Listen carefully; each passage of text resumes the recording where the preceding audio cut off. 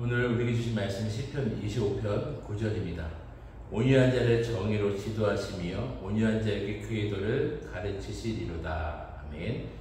시편 25편은 원수들의 핍박으로 인해서 고난 중에 하나님께 구원을 호소하는 다윗의 비탄시입니다.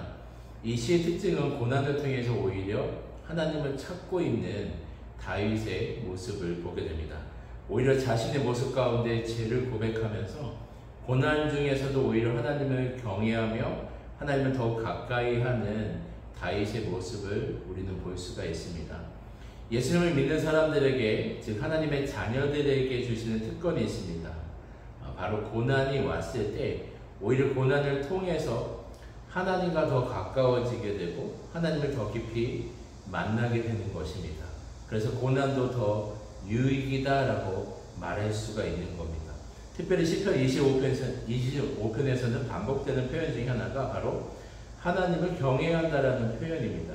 12절에 여호와를 경외하는 자, 또 14절에서도 그를 경외하는 자들에게 있으며, 시편 기자는 하나님을 경외하게 되었다라고 고백합니다. 왜냐하면 고난이 왔을 때 하나님의 자녀는 더욱 하나님을 의지하게 되기 때문이에요. 그래서 하나님을 더욱 간절히 찾고 구했다라고 고백합니다. 그래서 하나님과 친밀하게 되고 하나님을 더욱 가까이 하게 되는 것이 경외하는 자에게 주시는 특징이다라는 겁니다. 오늘 본문에서 1절에서 3절에도 고백하고 있습니다. 나의 영혼이 주를 우러러 보나이다. 내가 주께 의지하였사오니. 하나님 앞에 나와서 하나님을 찾고 구하고 의지하게 되면서 오히려 고난이 하나님을 더욱 가까이 하게 되고 하나님을 경외하게 되었다라고 고백합니다.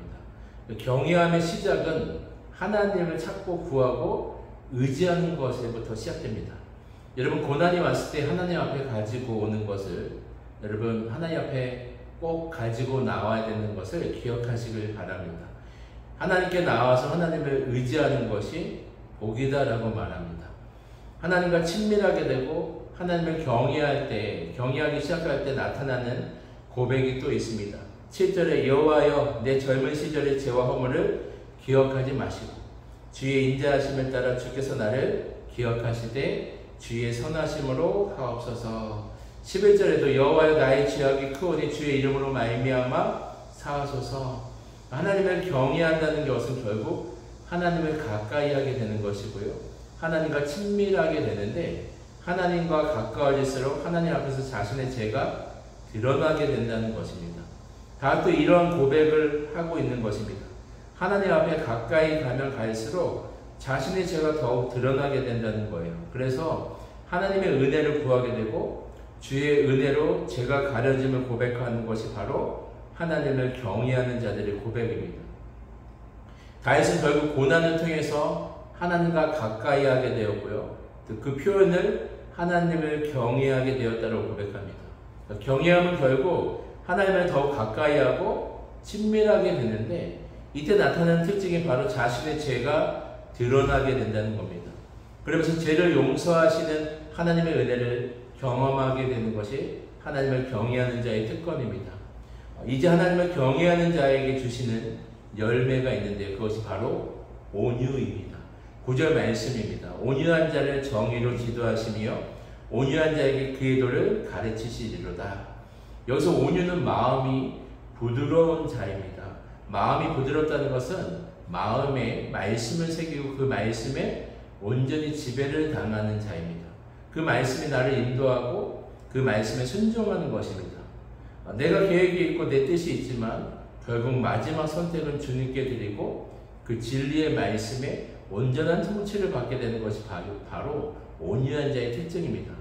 자신의 열정과 힘과 계획이 있지만 만약 하나님의 뜻과 다르다면 포기하고 하나님의 진리를 선택하는 것이 온유한 자의 특징입니다. 4절에 여호와여 주의 도를 내게 보이시고 주의 길을 내게 가르치소서. 5절에도 주의 진리로 나를 지도하시고 교훈하소서. 9절에도 온유한 자에게 그의 도를 가르치시리로다. 이것이 바로 경외하는 자에게 나타나는 온유의 열매입니다. 바로 하나님의 진리에 반응하고 말씀에 온전한 지배를 당하게 되면서 온전히 말씀에 순종하게 되는 것이 복임을 말해주고 있습니다. 모세가 광야 40년의 시간을 통해서 자신의 힘과 계획과 열정이 사라지고요. 온전히 하나님의 뜻과 진리에 순복하게 되는 시간이 고난을 통해서 하나님을 만나고 하나님을 경외함으로 온유한 자가 되었던 것처럼 하나님께 온전히 길들여지는 그 한 사람이 되는 것이 정말 오랜 시간을 통해서 훈련을 통해서 이루어지게 됩니다. 하나님 오늘 다윗의 고백을 통해서 한 영혼에게 찾아오는 고난을 통해서 하나님을 가까이 하게 되므로 하나님을 경외하게 되고 또 죄를 멀리하게 되고 더욱 하나님과 가까워지면서 온유의 열매까지 맺어지는 삶, 이것이 바로 다윗이 고백하고 있는 주된 내용입니다. 여러분의 삶에서도 하나님을 경외함으로 온유의 열매가 맺혀져서 하나님께 영광 돌리는 삶, 하나님이 기뻐하시는 삶, 또 하나님의 온전한 통치를 받는 삶이 되시길 주님의 이름으로 축원드립니다. 아멘. 기도드리겠습니다. 사랑의 주님, 다윗이 고난의 한 가운데서도 하나님을 가까이 하고 하나님을 찾게 되면서 하나님을 경외한다라고 고백했던 것처럼 자신의 죄를 덮어주시는 것뿐만 아니라 하나님의 말씀을 가까이 하게 되고 그 말씀에 온유한 자로서 온전히 순종의 단계까지 나아갔던 것처럼 하나님, 우리의 삶 가운데 고난을 만난다 할지라도 하나님을 경외하는 마음을 허락하여 주시고 온유한 자로서 그 고난의 과정을 통해서 오히려 하나님과 더욱 가까워지고 하나님의 말씀에 온전히 순복하는 인생이 될 수 있도록 주님 축복하여 주시옵소서. 감사드리며 예수님의 이름으로 기도드렸나이다. 아멘. 개인 기도 제목과 공동의 기도 제목으로 함께 기도드리겠습니다.